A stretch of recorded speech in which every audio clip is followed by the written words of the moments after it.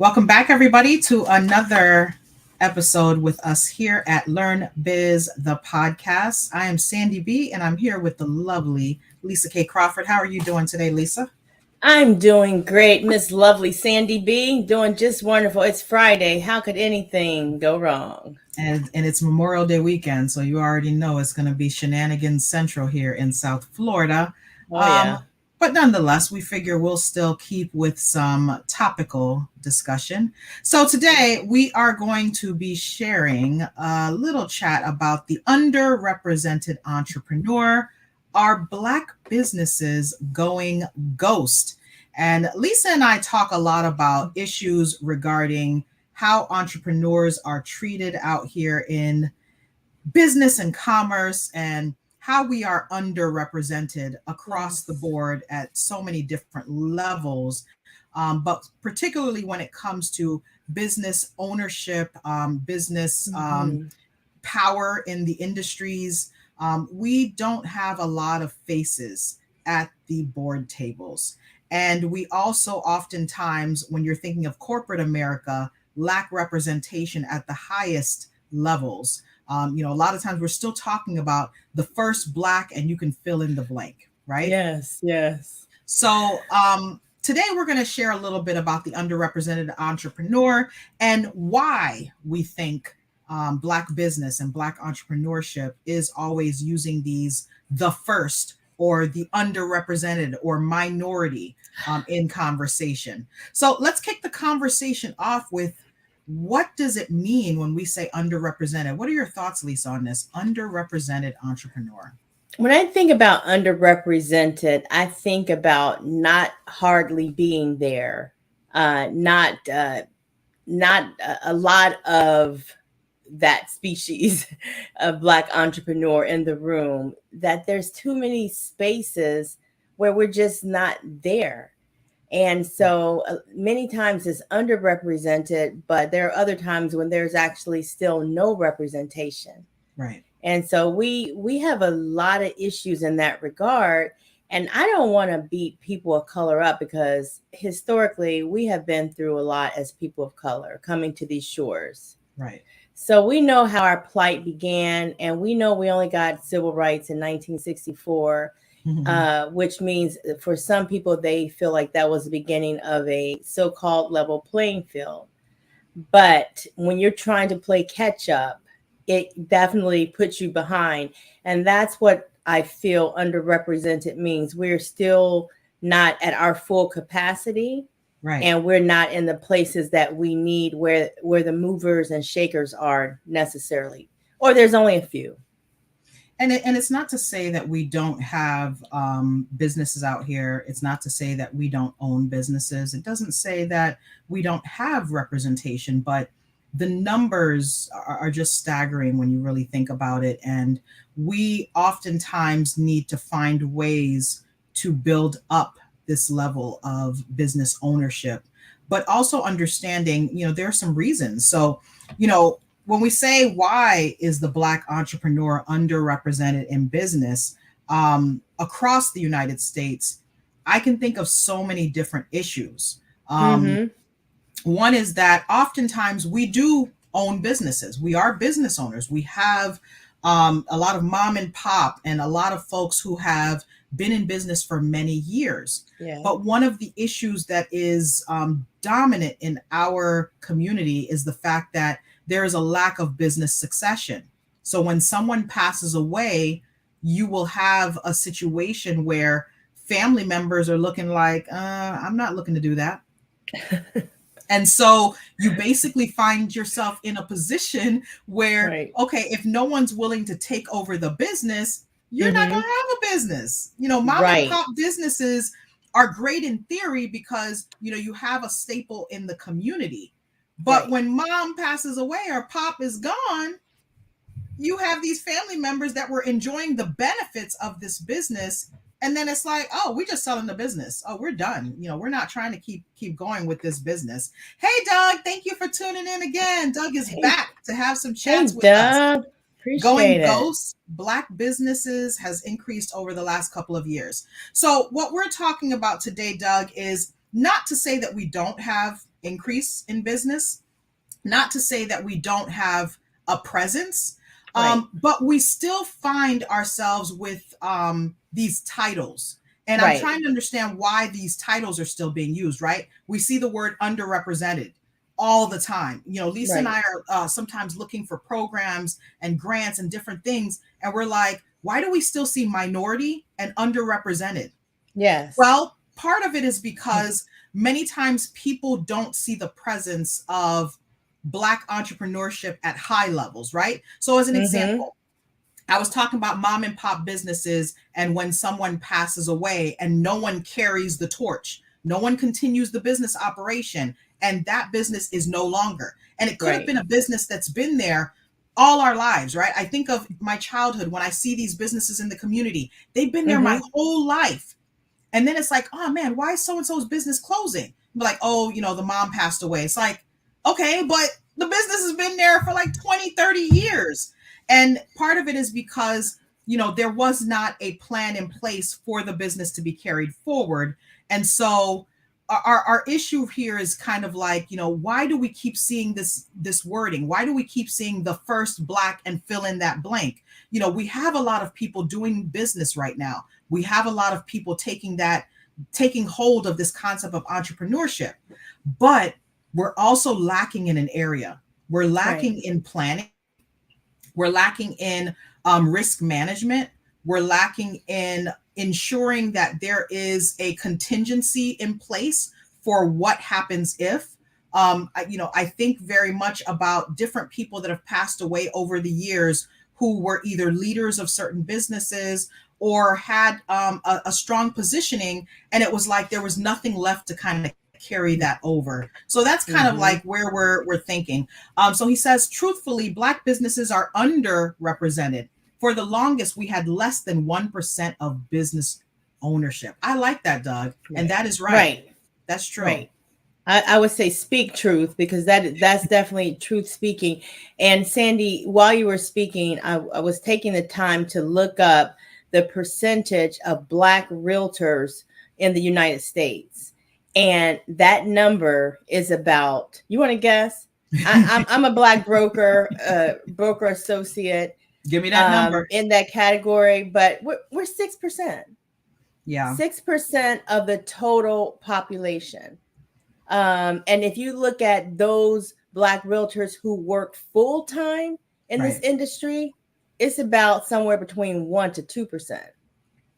Now, I will say that when I think about Black attorneys and ownership of law firms, I'm curious to see what those numbers look like, because I think, in terms of Black attorneys in the profession across the US, we're like less than, I don't know if it was like 5 or 7%. Like we're really low in numbers Low. there. Yeah. But I will say, if we were to have a number in terms of Black law firm owners, I feel like that percentage would be higher than we expect, mostly because many times we don't have as many opportunities to be in the large firm setting. Because you'll notice the numbers of Black lawyers in large law firm settings is extremely low. Mm-hmm. But I would say that a lot of us became business owners, like yourself and myself, Mm-hmm. because there wasn't an opportunity. So we created an opportunity. And Exactly. I mean, Exactly. we've been in business. I've been practicing myself solo for almost 7 years. Lisa, you've been practicing for how many years? I have been practicing almost 30 years Yeah. since I was licensed way back in 1991. Yeah. So Doug Yeah. says 1 out of 10 Asians own a business. 1 out of 25 whites own a business. 1 out of 50 Hispanics own a business. 1 out of 110 Blacks own a D- business. Doug, thank you so much for contributing so greatly to this show. Those are amazing stats. Yeah. So, Sandy, if that doesn't help prove our point, I don't know what does. That So those stat what the question is, what this is 2022. yeah, why are we here? Why are we in the 21st century still dealing with this? You know, as I said, part of it is a little bit of this lack of transfer of wealth. Lisa, you and I both practice in the areas of estate planning, and we deal with probate, and we understand what we're seeing. When we handle probate cases, what do we see the most of? We see that there are assets. Oftentimes in the Black community, there are plenty of assets, oftentimes. But what ends up happening? We don't see a lot of wills. We see more wills. We see more people of color with wills. We see more people of color with trust. But by and large, there's a lot of probate administrations that are happening where no will is intact, in place, and there is real estate that has to be transferred in and out of estates. And it's so risky when property has to be handled that way, because a lot of folks, we've lost a lot of Black ownership of real estate wealth by not managing our ancestors before us did much better in owning and maintaining real estate than we are doing now. We've lost 90% of our wealth since Reconstruction in real estate. Right. I mean, that's amazing. And I'll give you a perfect example. I can think of right now off the top of my head, at least 5 estates where the loss was in excess of $200,000. And it was because of either they lost the property through foreclosure. Nobody wanted to take hold of it. Nobody wanted to put their money forward. Property was lost because people were fighting, and ultimately they were forced to sell the property. And property was lost because nobody actually came forward to do anything, and it was lost in the system, right? Right. So either there were some tax deeds or tax liens. And then I will say the same thing for business. For a number of estates where I saw that there was a business involved with that estate, nobody wanted to step forward and take control of the business. So either the business died down, the business ceased to operate completely from the time that the person passed away, or once any family members stepped forward to really, handle the business operation, they were just playing around. They weren't really trying to, they didn't understand how to run the business. They didn't really look to find ways to figure out how to keep it going. And, customers lost interest, and eventually they just ended up having to close up shop.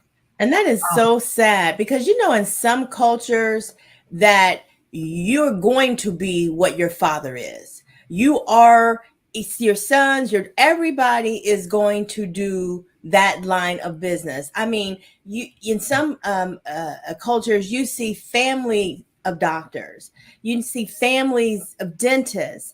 Generations, right? You see generations of these folks, and they understand that we're a family that's going to master this discipline, and we're going to hold it down in this industry as long as we're here. We're going to be in. And so I think we're missing some discipline in that regard, based on what you're talking about as far as dropping that business mantle and letting it go by the wayside and not carrying on that business. So I like what Doug says. He says, I'm self-employed, God willing, this time next year, I will reach the next quadrant and become a business owner, and possibly a business owner of 3 businesses. So definitely looking forward to hearing about your business, Doug, and definitely hope we can support you in any way that we can. We have a lot of different programs coming up. So when we talk about, why is the Black entrepreneur underrepresented, and talk about, what does it mean to be underrepresented?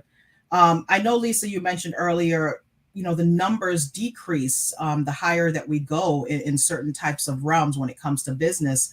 I think of it like this. You start a business, and the idea would be for your business to scale and grow. So like Doug is talking about, he hopes that he gets to the point where he is having his 3 businesses running. And the goal would be, we start a business, it should grow. Right. It shouldn't just be here. Right. So we should be stagnant. It should be growing you some money. Right. Right. So when you think of, different businesses over the years that have been sold and grown and changed, somebody starts an idea and they sell it to someone, and that person grows it, and they sell it to someone else and they grow it. That should be the idea. But when we look at the Black community in terms of our ideas of business and the way that we operate and the way that we grow and scale, how many of us can really say that we see Black businesses that have scaled, right? So I see this particular business in my community. Did they open another location? Did they expand their actual location? Did I they love grow when that and happens. did they grow and change? Did they make improvements? I'm, my background is I'm Haitian. So, when I look at our Haitian businesses, I do see some signs of light where they're expanding operations and growing and putting other locations. But I also see a lot of businesses where the same place has been there for the last 15, 20 years. They haven't changed a window. They haven't changed, like nothing changes. And I'm like, there's so many opportunities for you to make adjustments. And part of it, I think, is because of lack of knowledge that there are grants and programs and resources to redevelop and to grow and change. But also some of it is part of the, infusing technology. How many times do we go to Yes. businesses where they don't accept anything but cash? Right. How many times do we go to businesses that they don't have a full out system to process cards? I went to a business not long ago where they were still using the credit card machine where you have to put the card in with the little sheet and you have to run the thing over. Come on now. Come on. That's just customer support upgrade. That's all we got to do there. Come on. So Doug says, I have to applaud Black women. You all are leading the charge in entrepreneurship. I just hope Black men entrepreneurs will increase as well. And yes, it's funny that you say this, Doug, because I was listening to folks talk about the numbers of Black women in entrepreneurship and in Black business. And I was also looking at the number of programs out there. I keep seeing programs for Black women entrepreneurs, right? Or women entrepreneurs or women in business. And I'm like, could it be that maybe we are not targeting Black men entrepreneurs? And maybe that's why we're not seeing growth in numbers, because I keep seeing programs infused into our communities and grants and activities where they're highlighting women entrepreneurs and Black women entrepreneurs, or even Hispanic women or Asian women. And I'm like, do we have those programs to support Black men as entrepreneurs? And if so, what's up? Like, why aren't we getting enough infusion there? Or if not, why not?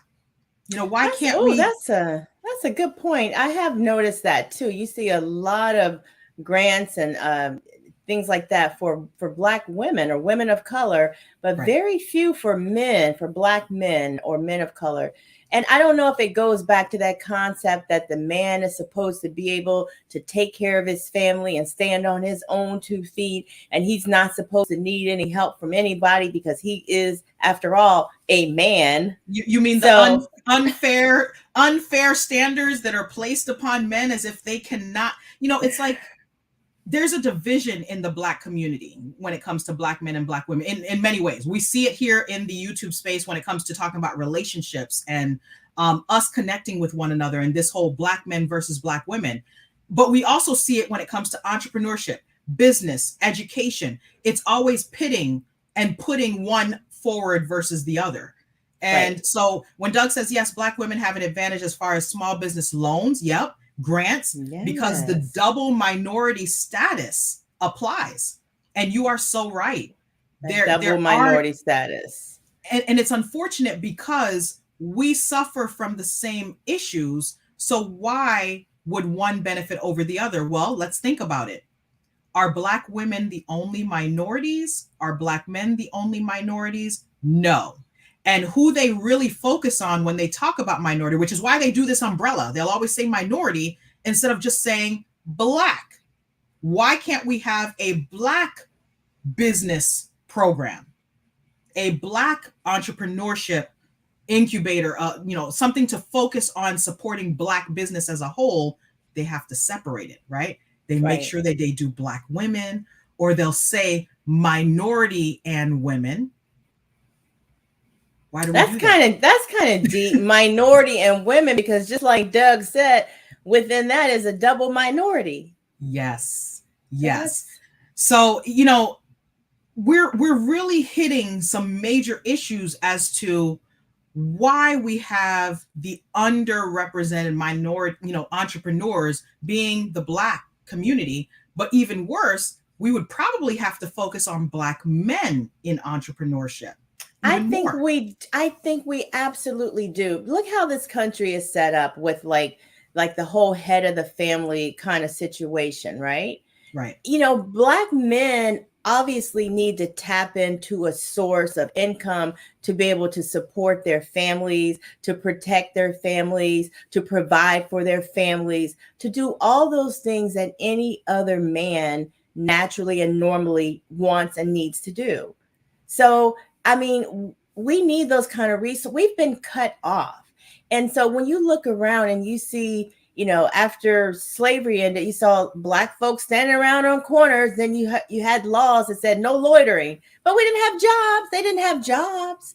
They didn't. They had whatever they were able to do. They had to do a lot on their own, and then they became sharecroppers, going back working on these plantations because there was no infrastructure for our people to be able to work without being discriminated against. And so, I mean, we've been through so much, but we owe it to ourselves to support each other and to trust each other. And I think that's another big reason why there's a lot of underrepresentation. Because if we took the resources that we have, which we're huge consumers as Black folks, you know that, right? I mean, we're huge consumers in this economy. But if somehow we pull together some of these resources to build businesses, but that takes trust. And I think that's another issue. So I like something that Doug is saying here, because this is a huge challenge. And it even makes me think, Lisa, that we probably need to spend a bit more time on Black men entrepreneurs in our conversations, in our efforts. And maybe see if we can pull together some groupings specifically for Black men, because you and I both have been involved in programs for Black women entrepreneurs specifically. Oh, yeah. I don't think in all of these times that we've been in programs and looked at activities that have been going on in our communities, I don't remember ever seeing anything that was specific to Black men, who are really the underrepresented in Black business in terms of the focus and the support. So Doug says, I learned about the double minority status when I was trying to work with the SBA in my city. They told me if I was a Black woman, I would qualify for more than what was presented to me. Interesting. What's that? Like, that is an ultimate in terms of the divisiveness when it comes to our communities. Because can you imagine what that does for Black men who are applying for things to know that we're supposed to be a community, but even in things like funding, supports, education, activities, we are being divided as Black men and Black women in entrepreneurship. So, okay, Sandy, I'm going to keep it real. It gets right back to a systemic issue of racism and oppression against the Black man. I didn't really want to talk about slavery today, Sandy. I wasn't trying to talk about it, Lisa. Okay, I'm not trying to talk about go all the way back there. But you got to look at where some of this emanates from. Yeah. And so we don't stay there. That's the beautiful thing. What we're going to do is focus on the solutions and how to move from that. Yeah. But that's what I see the systemic problem still being. Yeah. And why aren't there other groups that are willing to support the body of Black men who have worked hard for this nation? And, I can appreciate Doug's sentiment, because he said his feelings were a little hurt, and they should have been, Doug. Like they should have been, because that was probably the ultimate in disrespect when you think about you're trying to, get a business going. You're going to an organization that is supposed to be there to support and help. And this organization is basically telling you that there is a discriminatory practice. And if you were a Black woman, you would get a whole lot more. So imagine now, not only are you now dividing up Black men and Black women, you're going to create in Black men this thing of what? Like a gender Black women animus. And it's unfortunate because when we think about the big picture of Black entrepreneurship and some backstory, Doug, just to let you know about why Lisa and I started LearnBiz LLC and why we decided to start this podcast. We started to see a lot of things as business owners, as entrepreneurs. We started to see a lot of things and commonalities that we were dealing with. And also in talking to our colleagues, who are also Black business owners. We have a little pool of Black business owners who are lawyers and own law firms. But in addition, we connect with a lot of other entrepreneurs who are dealing with a lot of the same issues. Yeah. And just we kept saying, there's so many things that we are dealing with on a common level. We need to really start to zero in on it and create a space for the Black entrepreneur. So that's why LearnBiz, the podcast, was really created. Yeah. But in addition to that, we figured the reason that we don't have access to certain things, the reason that we can't tap into certain resources is because we're not educated on what we need to be educated on. And we're not fighting back against some of these systems, because we really need to do a call to action to make sure that organizations don't miss out on really leveling the playing field. And for you to have programs that will prefer Black women, no, there should be programs that prefer Black men. There should be programs that prefer Black women. There should be programs that prefer Black business overall. And it should not be, it should not be piled in to minority, Black and other generalization, underrepresented. It should be specific to Black men, Black women, Black community of businesses. Sorry, go ahead, Lisa. Oh, I'm so sorry. I just had one of those aha moments. I looked at some grants recently that was for the whole category of LGBTQ. Yes. Yes. Absolutely. Yeah. I mean, a whole body of grants just for that category. And I'm pretty sure Black men were here as a category before that category was there.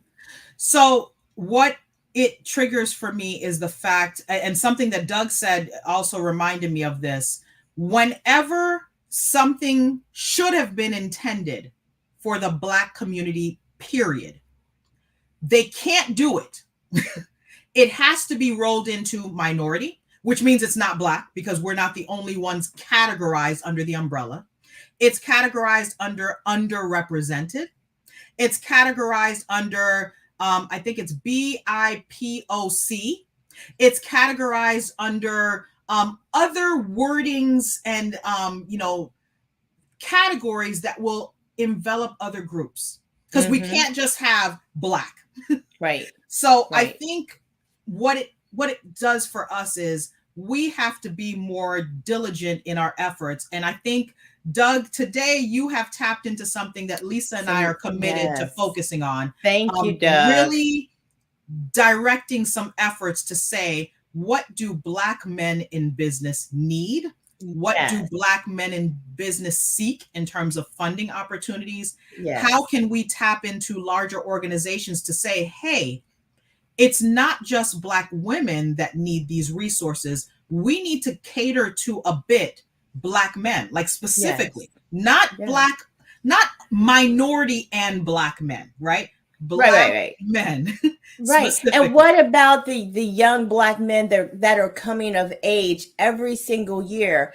Every single year here in Broward County, Florida, we have hundreds and thousands of teenagers coming of age. Right. Where do these folks branch? Everybody's not going to college. Truth. Where do these folks branch off to? Everybody's not going to vocational school. So we have to create some other type of networks where there are opportunities for young Black men to go into crafts and to gain skills and to get into the workforce rather quickly. We have to think of it like that. So you're right, Sandy, there's a whole body of work to be done here. And specifically in the sense of business creation and job creation, right? Because we have many Black men that are looking for opportunities to be able to tap in, right? But if they're being told, like Doug was, that, oh, well, if you're a Black woman, maybe we'd be able to get you.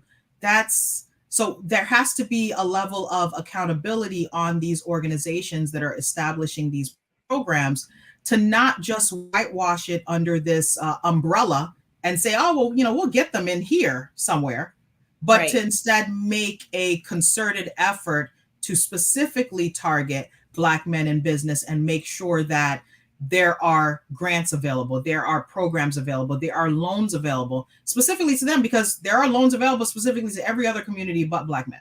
That is so interesting. You're absolutely right about that. And then, we have to look at what obligations we owe to each other currently. Like I Right. said, I think we owe it to each other to find like-minded people who are business-minded, who are professional, who we feel that are trustworthy, transparent, above board, so that we can start engaging with one another to build Right. businesses and to grow businesses, to scale some of these models on a much faster timeline than Right. what we're doing it, where we got, 300,000 or however many poor souls out there doing it all alone because nobody Right. trusts each other. How about we all come together, a lot of us, and begin to work together? Well, I mean, that goes to our third issue, because we said today we're going to talk about, well, what is our responsibility as individuals? Because we tend to talk about ourselves as the community at large, right? Or we say Yeah. Black men, or we say Black Yeah. women.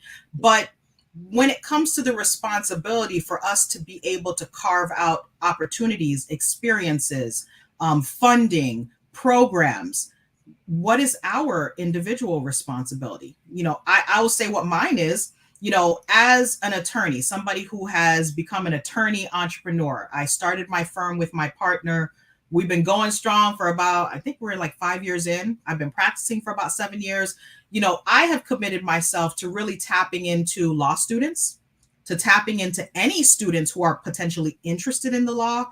And, I do my own set of mentoring and, supporting, so that folks can really see what this looks like. So I currently have a mentor-mentee relationship that I'm kind of curating.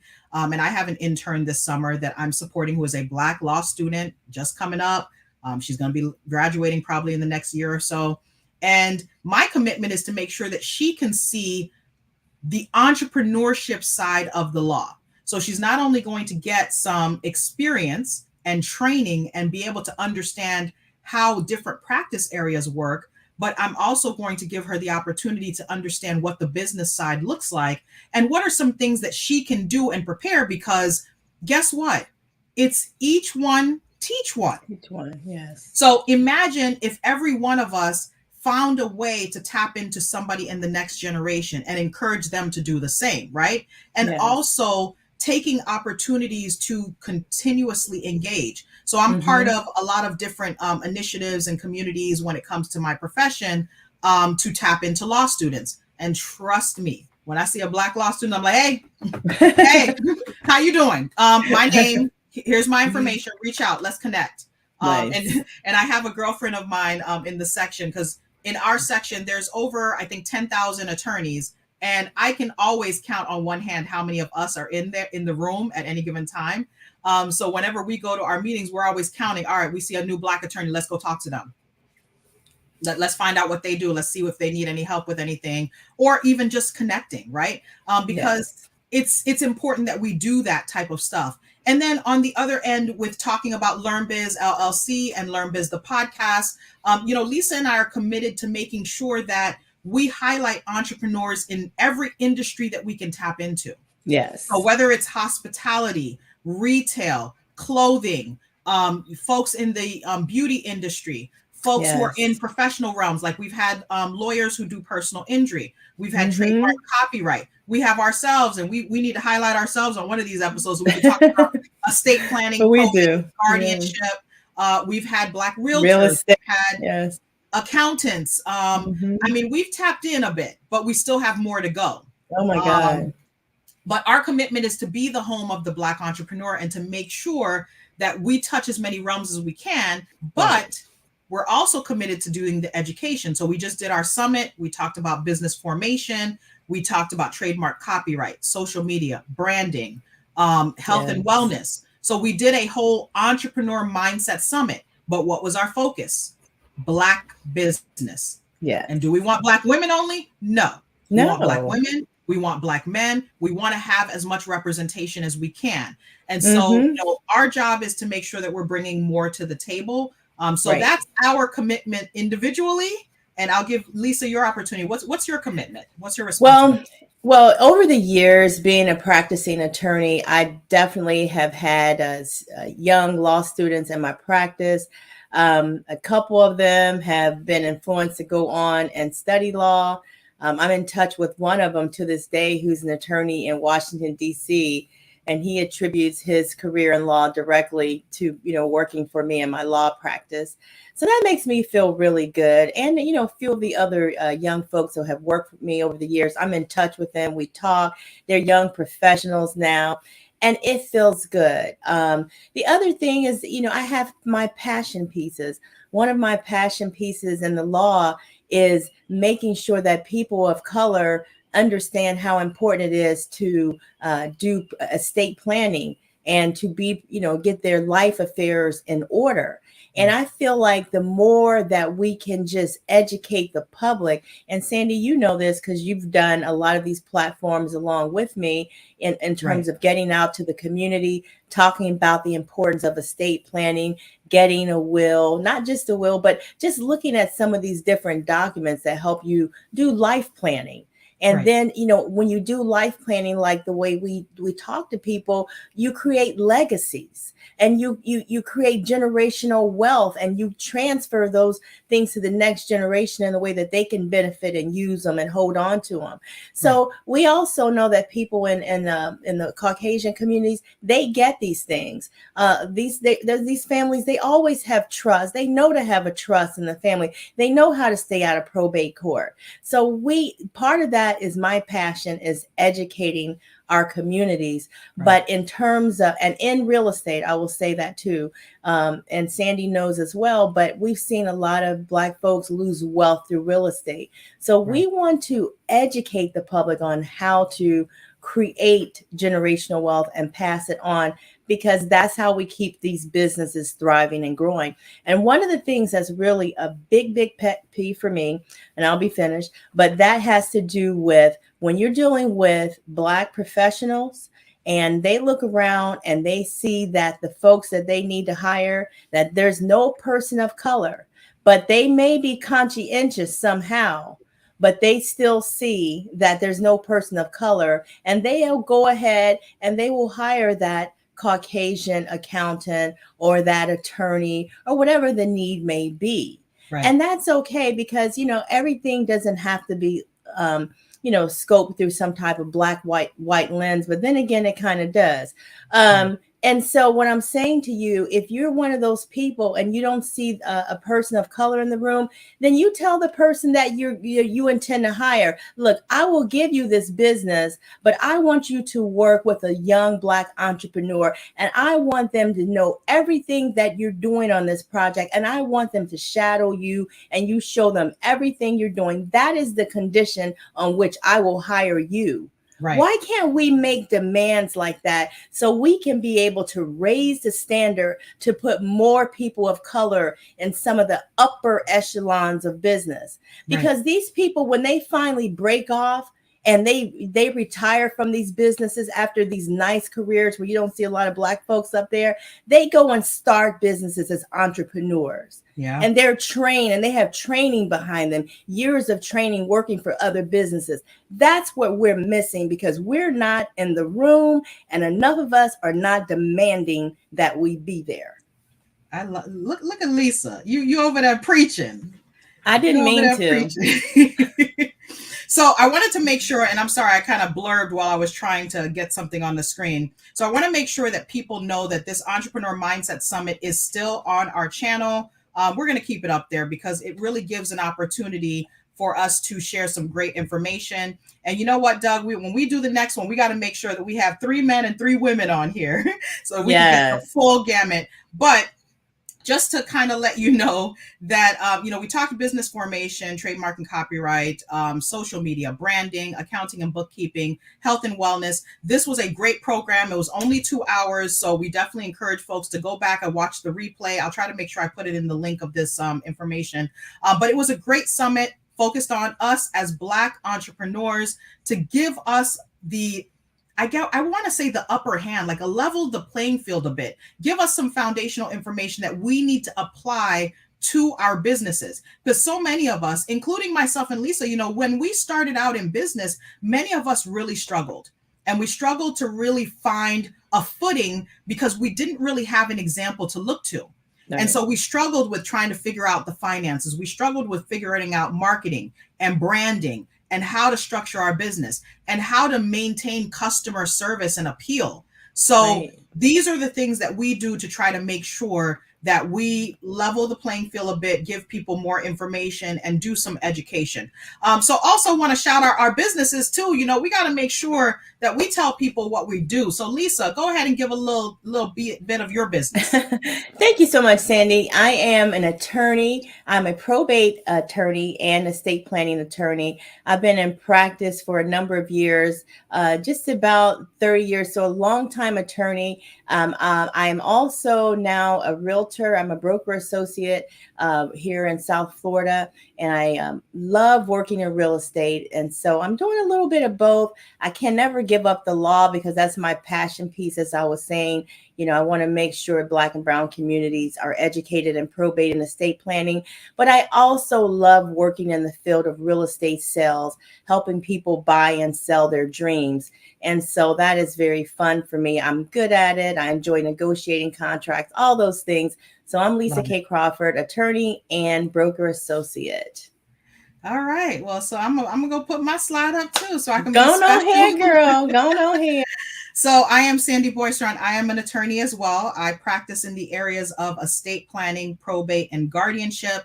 I have a little special heart for the autism community, so you'll find that I really want to do some education. So I do have my own YouTube channel as well, Sandy, the letter B, and the word law, where I talk about autism, I talk about the law a little bit, and I also tap into some other special topics that I'm going to be doing really soon. So, you know, we both are the co-hosts of LearnBiz, the podcast, which is this channel that you're watching. But as well, you know, we both have this company called LearnBiz LLC, where over time you're going to start to see more activities and programs. So this Entrepreneur Mindset Summit that you saw was basically hosted by LearnBiz LLC. We focus on coaching, consulting, training, and development.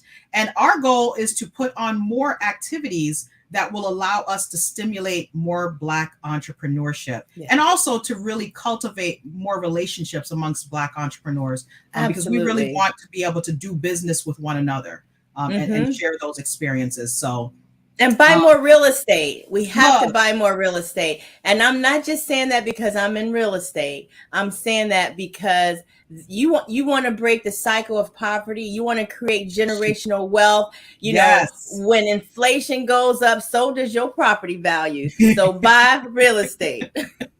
Look, Suzette Speaks is in the building. And you know what? Guess what? Suzette Speaks is the reason that Doug is over here on our channel sharing some time with us. So shout out to you, Suzette Speaks. Thank you, Suzette. Truly appreciate you. And I thoroughly enjoyed watching JT, the Pocket Watcher, on your channel yesterday. I was doing some other work and you were distracting me because I had to watch what you all were talking about over there. So, but you know, this is really great because there are so many opportunities for us as Black entrepreneurs to not only connect with one another, but to make sure that we uplift one another. And I'll give an example. Suzette Speaks had us on her channel. Yes, we had her here on our. Those are ways that we can support one another. But in addition, you know, as we talked about in this whole concept of the underrepresented entrepreneur, you know, a lot of times Black business owners, specifically Black men as business owners, right, are not really seen in different industries in terms of being in the mix. You know, we see a lot of people doing business, but are we in position? Have we leveraged our businesses so that we can take it to the next level? Are we able to? Yeah, because everybody's not playing basketball and football, and you know those are only a few slots there. So we got. You're right, Sandy. We get so many other areas and to cover, and so many places where we need to start tapping in because we need to create more opportunities. And today we discovered the truly underrepresented entrepreneur in terms of access, right? Access to capital, access to opportunity. We see a lot of things for the Black woman entrepreneur. Well, what about our Black men?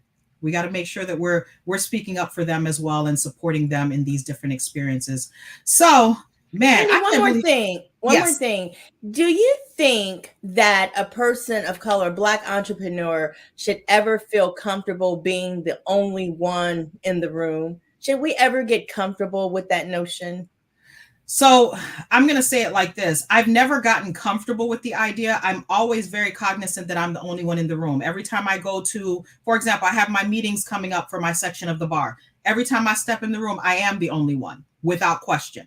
And the other person that's in the room that looks like me is somebody I know well, because we both kind of travel together to give ourselves an opportunity to feel comfortable, right? So I don't think I've ever really felt comfortable with that idea, but I have become comfortable with understanding that I don't really have a choice about that, generally speaking. And so it's my responsibility to take a step forward and say, all right, I am the only one, but you're not going to treat me like I'm the only one, right? So this concept of, I went to a meeting one time and they were talking about, different committees, and they were like, you'd be great for the diversity committee. I said, I will not. I will not. Diversity committee where? I'm not diversity. I want to find out about that substantive committee, right? Put me on the committee that's talking about probate and guardianship. Put me on the law schools committee. Don't give me that diversity stuff, because that's not what you all are really looking for. I'm serious. Like, I don't deal with that. That whole concept of diversity, I'm not with it. Sandy, that's that file 13 committee, huh? I'm not interested. If we really want to talk about diversity, then we're going to take certain steps and actions across the board. We're not going to narrow it down to a committee. So same with this concept we're talking about, the underrepresented entrepreneur. So we can talk about Black business and entrepreneurship as a whole, but we got to recognize what the spades are, right? Because if Doug is saying to us, I go to the SBA, and the SBA says, well, if you were a Black woman, maybe we can get you a little, that's not acceptable, right? Right. So, now when you're talking about Black man and Black woman, I mean, we pretty much equal suppression and oppression. I mean, really, I don't really see it like, oh, well, your oppression was just a little bit less than the Black female. No. Oh, wow. So, when we talk about our responsibilities, this is a key thing. We're talking about underrepresentation.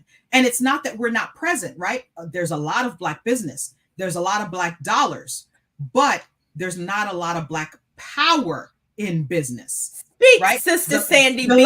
Speak, Sister Sandy B. The playing field has not been leveled to the point where we have equal access to capital, equal access to opportunities, equal access to, even when you think about things like commercial real estate.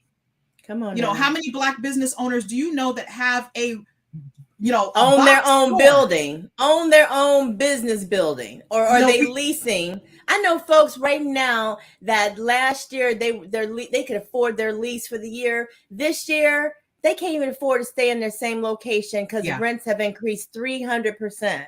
What's up? So we have a lot of work to do, folks. When we talk about representation, it's at so many different levels. I don't feel comfortable with this idea of minority. I really don't like when people use the word. I don't feel comfortable with this underrepresented and all of these categories, because we shouldn't still be talking about that in 2022. But the fact that we are tells me that you and I, Suzette, Doug, all of the folks that are stepping forward into our own have a responsibility. Suzette has taken that charge.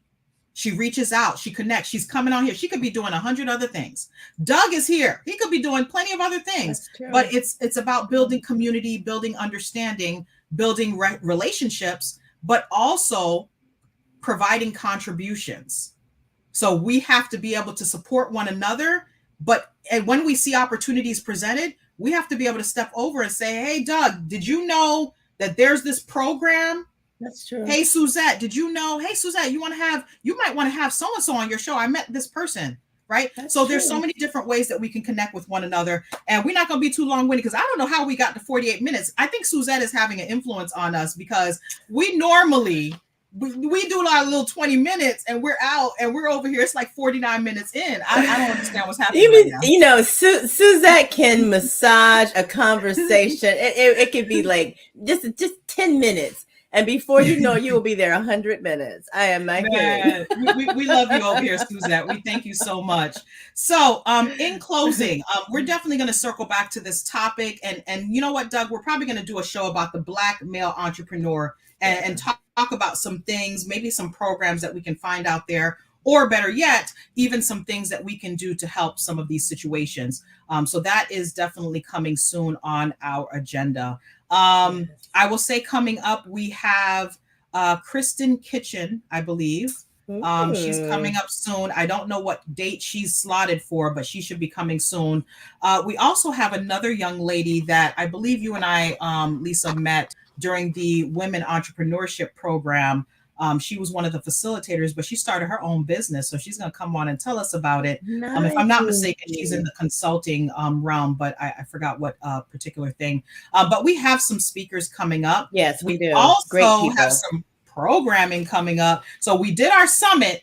So please know that each of those topics from the summit, we're going to have some follow-up on that. So stay tuned for that because we got so many gems from that summit. We're working on also an e-planner too that kind of encapsulates a lot of the information coming out of the summit, right, Sandy? Absolutely. So we'll there's so many things bringing that on. forward too. Yeah, we got the e planner coming up. Yeah. We have our t-shirts that I think we're almost finished with the design for our t-shirts. Yes. So a lot of these things that we have planned are going to really help us to continue to provide some of the programming that we're doing. And we definitely have some things in the works, and cross our fingers. I hope that something comes through that Lisa and I recently started working on. If it does, we'll have some really good news for a lot of entrepreneurs in our local South Florida area. If it doesn't, we'll still be working on that project, but in a different way. So definitely stay tuned for a lot of things that are coming up. If you've missed some of our past videos, we got a whole bunch of stuff that you might have missed. So please check it out. We definitely appreciate you for sharing some time with us here at LearnBiz, the podcast. And we truly look forward to sharing some more time with you guys coming up soon. Hope you enjoy the weekend. It's long weekend, Sandy. Long weekend. Look, Lisa already looking like she got that Fort Lauderdale tan. So I'm over here in the 305. I will be in the home party of Memorial Day weekend by the pool. I will not be out in the streets. I know some folks may be out in the streets, but it won't be me. I say to you guys, thank you so much, Doug. We appreciate you for tuning in with us and really giving us some great feedback. We might have to have you. Can we invite Doug into one of our platforms just for that male perspective sometime? If he wouldn't mind, I think that would be really nice. Doug, I think we need to create a little show with you on so that we can talk a little bit about the Black male entrepreneur experience. And some of the things that we as Black women should be aware of, because many times I think we see things in isolation. And while we are one community, and a lot of times we'll talk about the Black experience, but many times we're lacking in so many areas because we are pitted against each other. There are so many discrepancies and just misappropriations when it comes to really supporting the Black community. Right? Separation, Black women versus Black men. So we'll definitely talk about that. But thank you so much. Doug says, thank you. I prefer to stay in the chat. I love it. Okay, Doug. I love it. No worries, Doug. We're going to be talking through the chat. We're going to keep you engaged in our conversation. But definitely thank you so very much for tuning here to LearnBiz, the podcast. If you ever have any show ideas, you can send them to learnbizllc@gmail.com. And please don't forget to follow us on social media at B is for BIZ. So B is for Biz. We tend to try to post some little snippets from some of our episodes. So if you want to get an idea of whether you should check out one of the episodes and you just want to snippet, check that out. We also have some YouTube shorts. So check out our YouTube shorts from the summit. We got a couple of funny ones. And definitely Lisa dancing. So wait, Sandy, you did not do a short with me sleeping on Zoom, did you? No, I haven't done those types of shorts yet. Just you dancing and having a good old time. But we'll put some shorts of me too. Doug just followed us on Instagram. We appreciate you, Doug.